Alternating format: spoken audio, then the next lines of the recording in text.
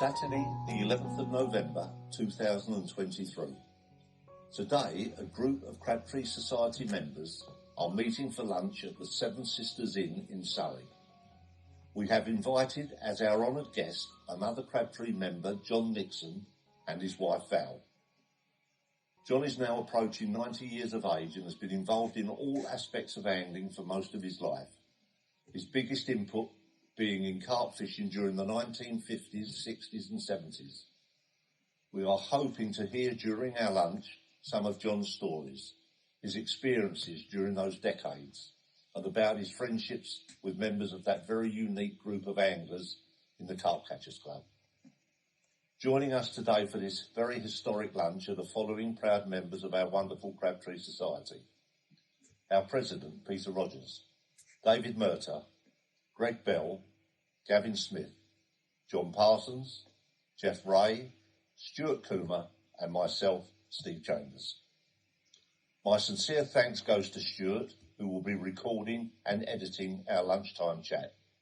However, my biggest thank you, of course, goes to John and Val for joining us and making this unbelievable day possible. Hopefully, all those that have the pleasure of listening to this recording will enjoy the experience. Gentlemen and ladies, of course, before we enjoy our dinner and we get into a conversation, if I could just thank everyone for coming today.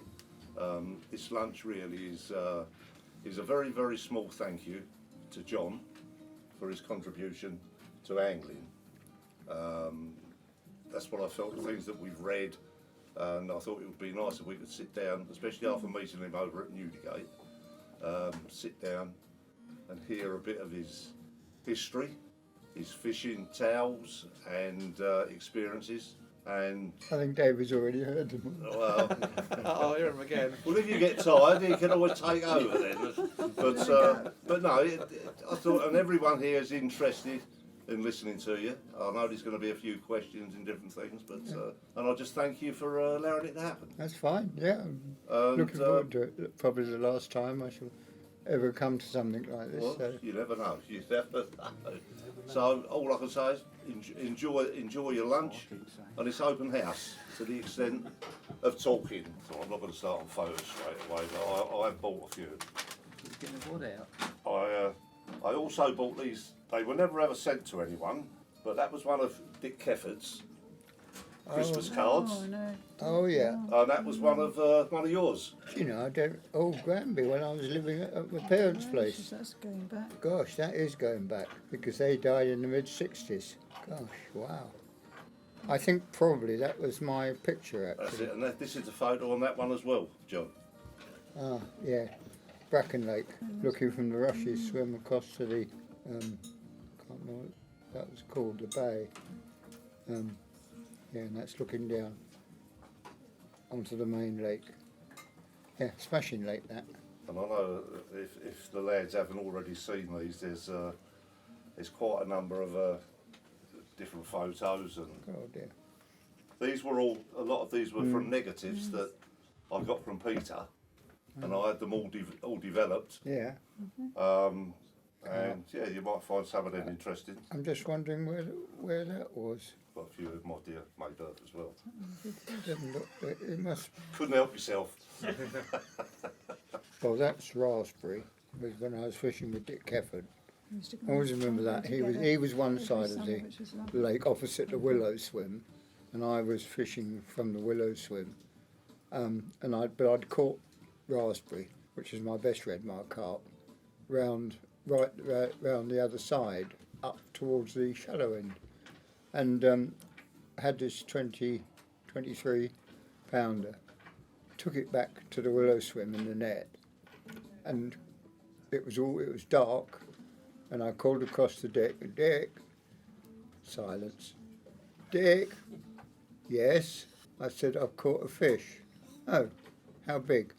I said, oh, over 20 pounds. And there was another silence. And then he says, if you're kidding me, I shall kill you.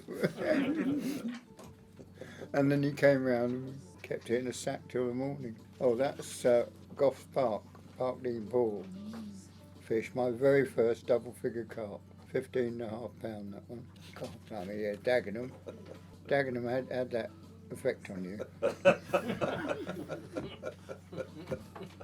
Oh, blimey, yeah. I hooked a coot or something there that trip.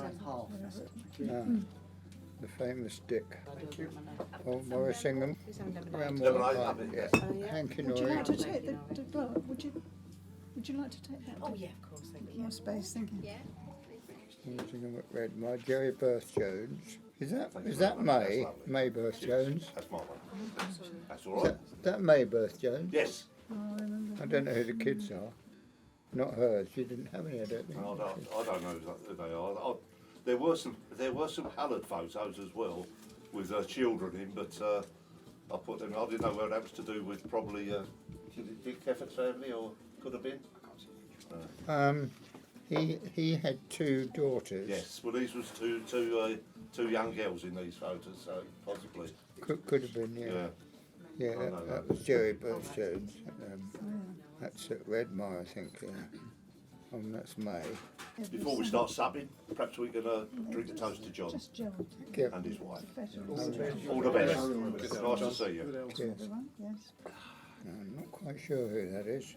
Is that Derek Davenport? Could be. Yeah, I think that's Davenport. I knew of him. I don't think I may have met him. I can't remember. I remember there's a picture of Redmar with his car on the dam, Yes. taken across. It was a great big car, about a Lagonda or something, I think. I think they quite often had shooting breaks, that sort of thing. Yeah, it was a big. Do you have Well, that's, weekends away to meet That's each other, Jerry. or- Oh, Harry Kefford. He was a character, Harry was. I always remember at Redmar once, we went down the village shop in Flangaran there it to is- get some I've bread. said it before, but all course And, fishing Harry order different kinds. Went into the shop and ordered Yeah. said to the girl that he wanted Yes, and you usually try. It gets a bit expensive. a product of something like that. I haven't got it right, but something like a product of the miller Everyone's looking. with something on the top, meaning the crust and everything. Kind of, and she just looked at him blankly, and he says, "Oh, for goodness sake," he said, "a loaf of bread, crusty bread." You see, and he came out to us. He says, "Girl wants to be put on a Basutu ditching party." He was a school teacher, I believe, wasn't he, John? Harry, yes, well, yeah, and Edward, the other brother. Yes. I think they were both teachers. I think Edward was a head teacher actually, but Harry wasn't. He was a bit of a wild card, Harry. I spent time in India, as I recall. Yeah, he was a real kind of. He hadn't been in the army. I think he'd been in the Air Force actually, but he was like an army major or colonel. And he used to take. I remember once at Cranley we were fishing the fishery there, and he kicked his bite alarm into the water. It was going off, and there was no fish, and something set it off, and he couldn't find it to. He finally kicked it and booted it into the lake. I did ask Dick once about Harry's big redmire fish, the 25-pounder he got. Yeah. And he had it pretty well intact until the last knockings, and he said the mice got at it. So all that was left was the head. The rest of it was completely eaten. That's interesting. I wonder if that was Ian Gillespie. You're quite right, it is. Yeah. Exactly. Yeah, because that was on Dick Kefford's water up in Wickham Market. There, I was overnight. It was that trip that named my book A Carp to begin with, because it was the first fish of the season. That one, that night. There's a whole sequence of photographs that were taken on that occasion. I'm afraid these days Lovely I'm May. too much of a fidget. She was a nice looking girl. I always remember when Walker was mapping out the trip they had to Mapley, the Carp Catchers Club. Went to Mapley, and he sent a message to everybody in the round letter, saying where they were going to fish. And on the island was him and May. I wonder why. Oh, Arthur Stone. Controlling. Do you remember Arthur Stone? Steve would have been behaving himself. He used to grow gloxinias. Oh yes, of course. Now you say that. Yeah, South London insurance chap. Little motorbike he used to go around. There's still a few from the original Bracken. Ron Valley's still about. Oh, yeah, He's really rather old now, Ron, but he's still with us. He was the youngest one of the group. yeah. He was a young boy, 17 when that started, I think. He was one of the first to start selling not glass fibre but carbon rods, and he had them specially made at a huge cost. But he had one or two customers who were prepared to pay. And at the time, Rolls-Royce were using carbon fibre for their blades on their jet engines, and they had a problem with it. It disintegrated, and of course his customers read that Rolls-Royce carbon had disintegrated, so they all flooded to his shop to complain and wanted refunds. And he says, "Don't worry," he says, "my rods," he says, "I use better quality carbon than Rolls-Royce." Oh, that's Dick's cottage, isn't it? Up in Norfolk. Or Norfolk, Suffolk borders. Picture of his house on the island and whatnot. Yeah, that was right, yeah. Oh, and that's Dick's car, I reckon. First time we went to Redmar. Oh, that was probably the Higgs boy. Eric, that's right. Enjoyed the Bracken fishery as well. Oh, very much. Lovely space. I mean, I suppose Redmire, Parkdean, Pool and Bracken my three best fisheries. Yes. Well, really, apart from Dagenham, they're the only carp fisheries. Well, no, I've fished a little pond at Hawley that I first caught fishing when I was 14. And then there was a place called Whiphurst in Sussex, which was a long, narrow lake in the grounds of some form of institution. I can't remember what it was. But I fished that and had a 10-pounder out. It's the only fish I ever had there. And I took Dick Kefford there. I think he had a fish as well. And then we went to Bracken. There are photographs of, obviously, of you at Bracken, Dick, and Bill Giles went down and Bill, yeah, Bill came down there, yeah. And Ian Gillespie. Yeah, they've all fished down there. And Jack Oakley's brother. Oh, Used to go and fish down there. I don't think I met him. Bud Oakley, yeah, I've heard the name, but I didn't I know. think he had a 20 down there. Most people think that was Jack Oakley, but it's his brother down there. Yeah. Yes, I had the best one I had was just on 20 at Bracken. There are photographs of the same fish in Dick's photo album. Yeah, that's right. I'm cuddling it. Yeah, You know. common, of course. Oh yeah, yeah. They were all common, I think. Yeah, I don't remember. Until they put redmire fish in. They did, that's right. I remember I was told that they came back. That was after I'd gone and left.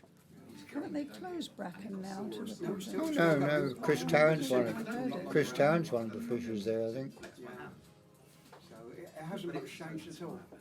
Pete Webb was the. That's right, Peter's still about. Is he? Yeah. Is Ron Lally still a fisher? Yeah, Ron's now in the home. Really? Well, I think he's 80, well into his 80s actually. Gosh. But Buckley, do you remember Buckley? Albert Buckley, Merston, lived at That's now Merston. gone on, passed on, I'm afraid. But Has he? Yeah. yeah, but I'd see him down and not in front of me. He come along for any time's sake. He lived at Merston, yes. Albert Went to Buckley. his house a number of times. Yeah, there was Murray Rooker. I suppose he's passed on, I think. These names. Yeah, he was great chap for supplying contacts for buzzers because he worked for the telephone board.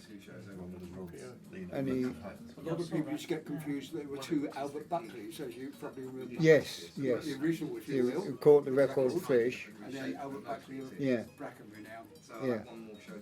Yeah, well, when I first joined Bracken, which was 1968, I think. No, 58. 1958. It was a working party, you know, of everybody every spring. And so I had to kind of go on 2 working parties before they let me in. It had a reputation of being the next Redmire Pool. Yes. Had huge potential, but it never could. There was nothing in there. After so many years. days, you know, over you just about repeating £25, yourself. I don't think.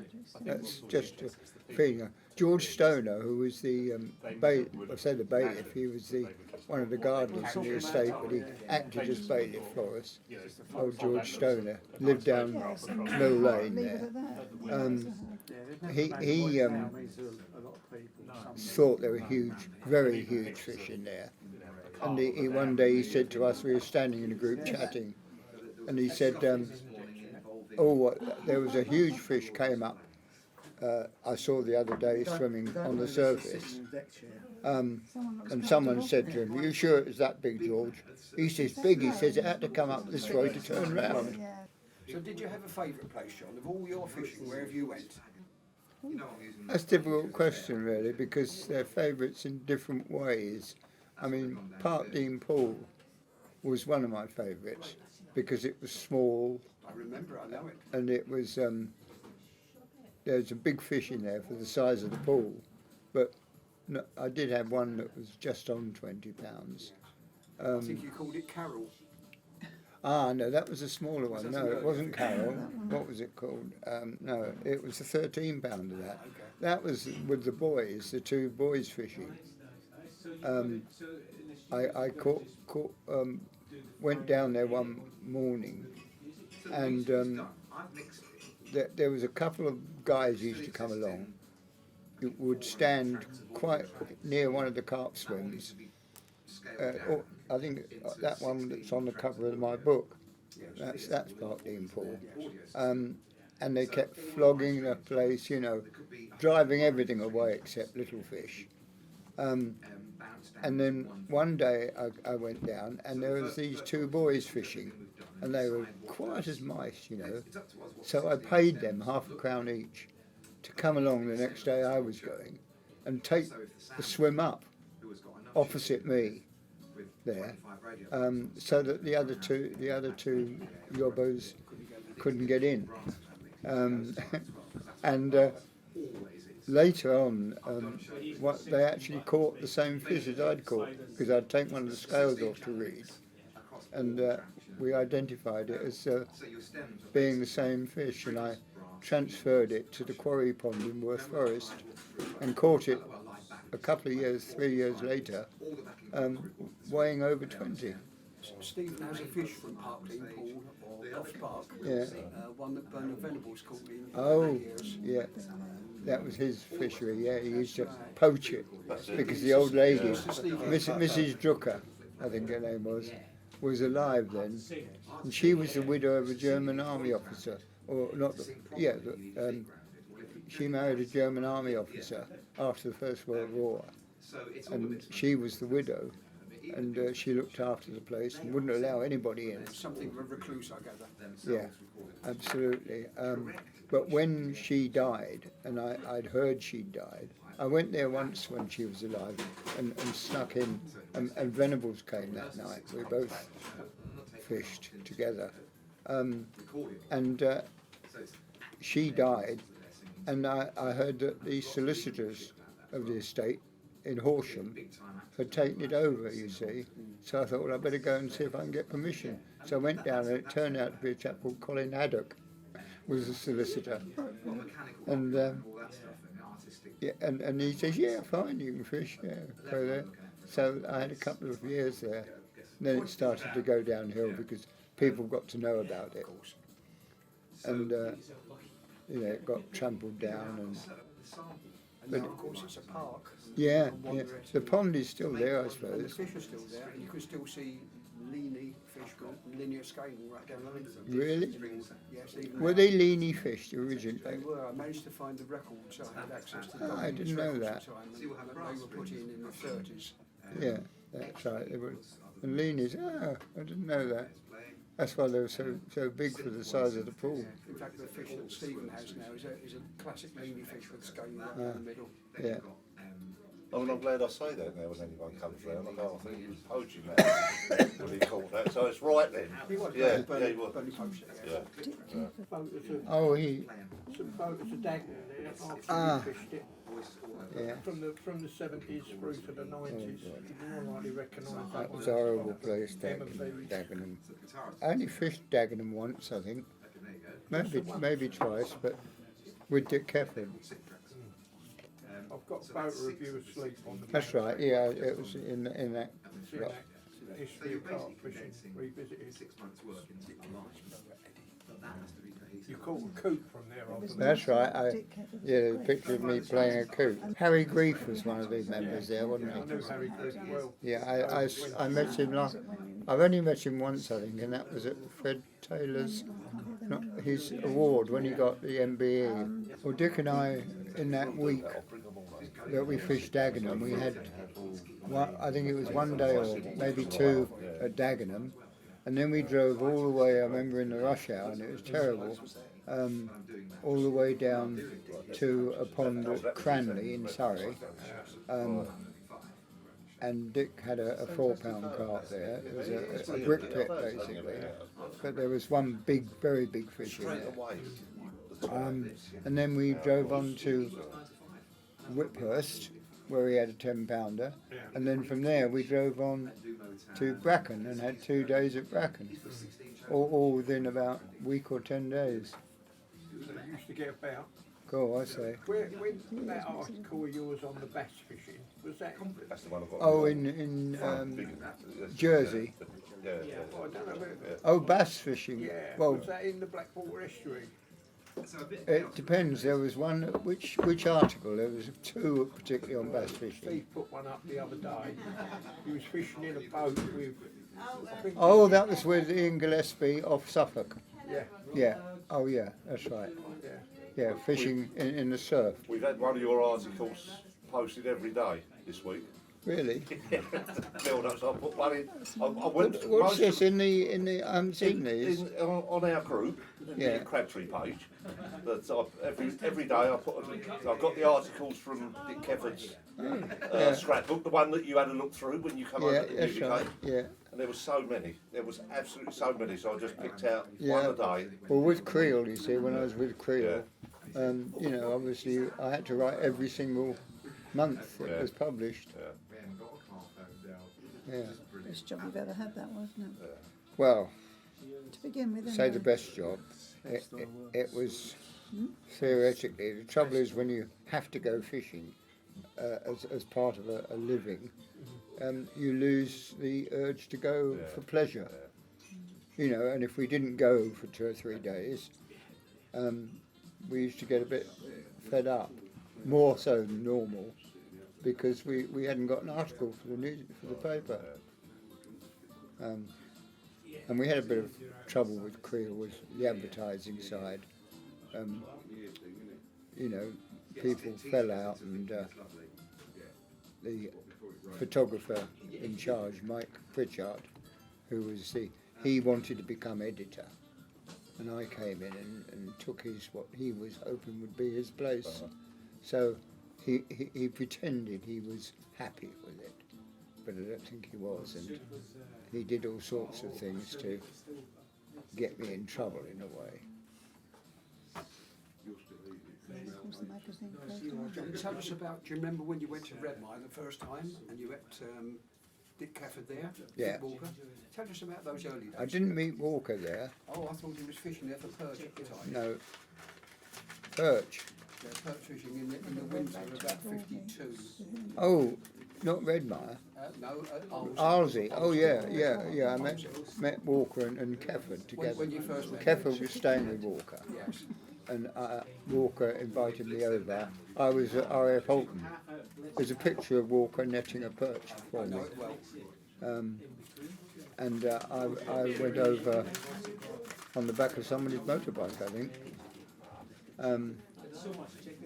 And then went back to Holton I was at Holton in Buckinghamshire by bus. Yeah, that's right. I fished, and then I went again the next year, but we didn't catch anything.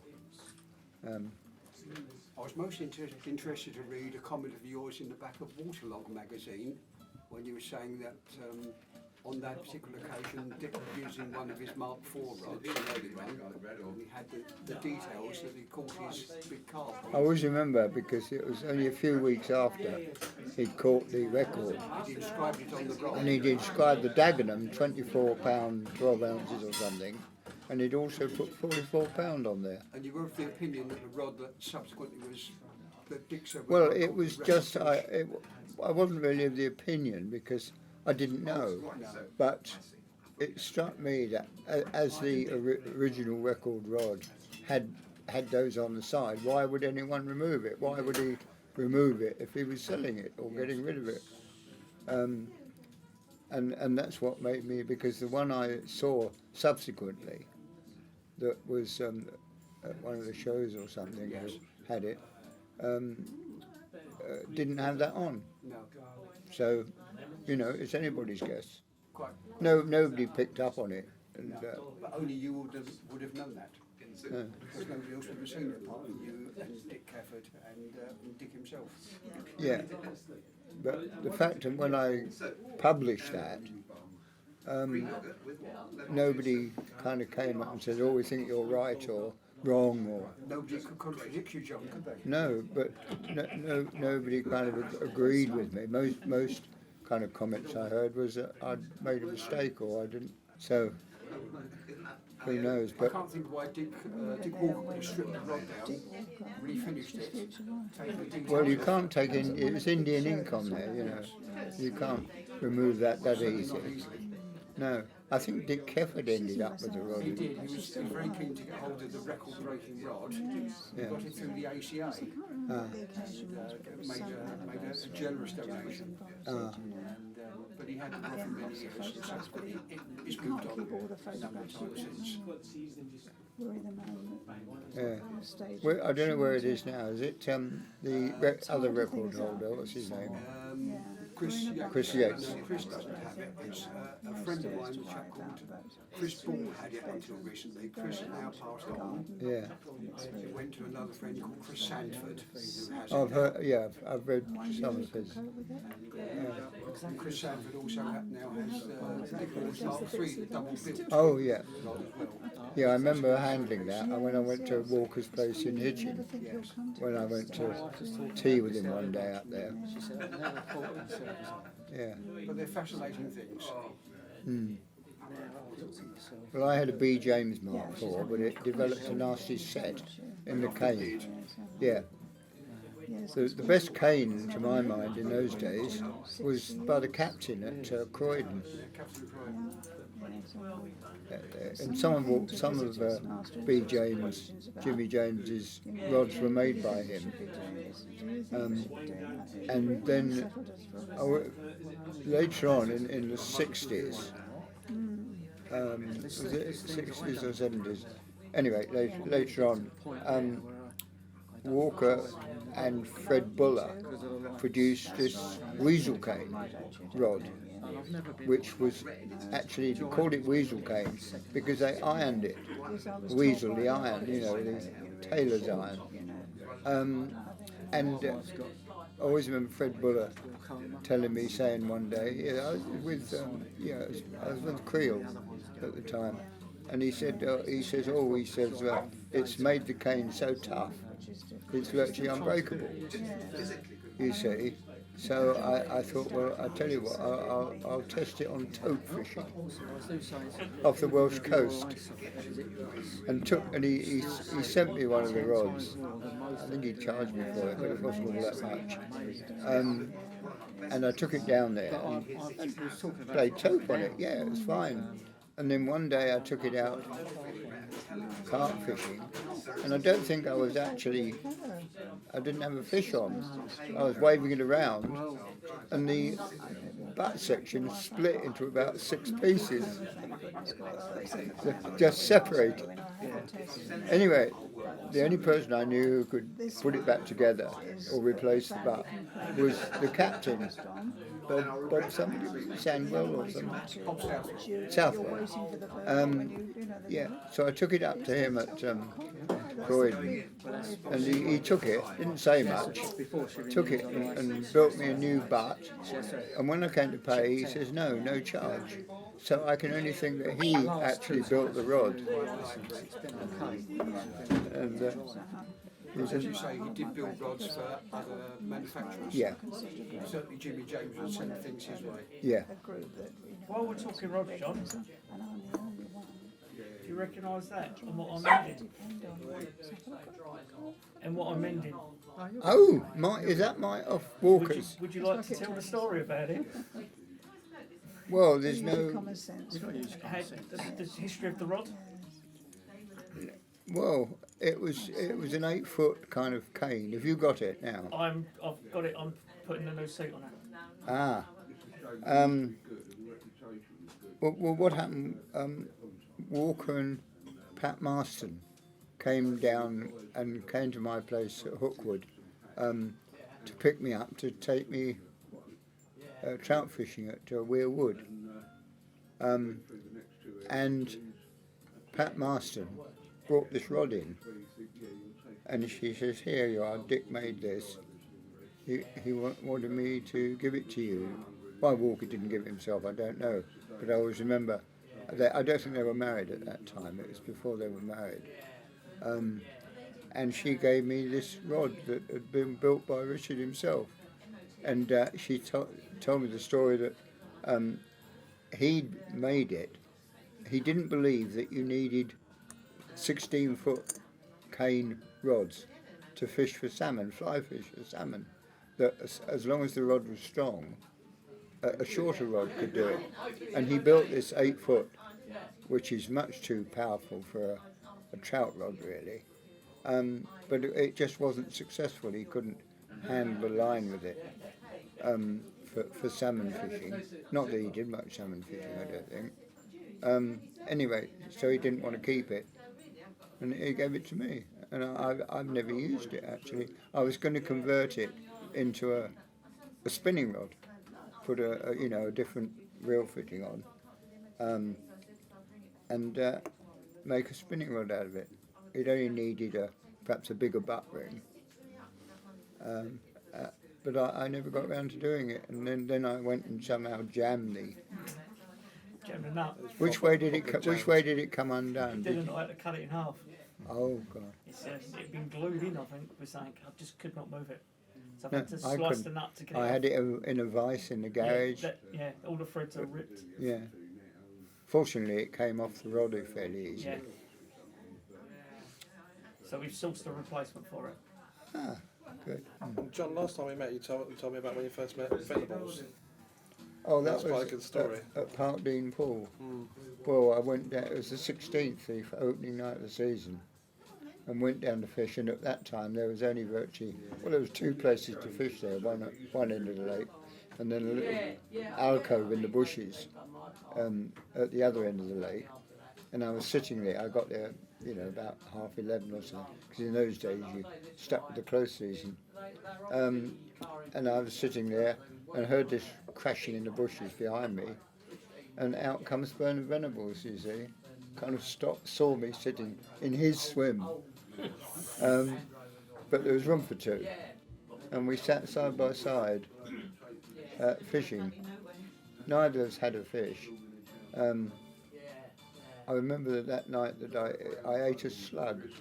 I'd taken a boiled egg sandwich with me and had it on the ground next to me on a napkin, and a bit of the white from the egg had fallen out, you see, and I reached down and felt it was the white from the egg, picked it up, put it in my mouth. It was a slug.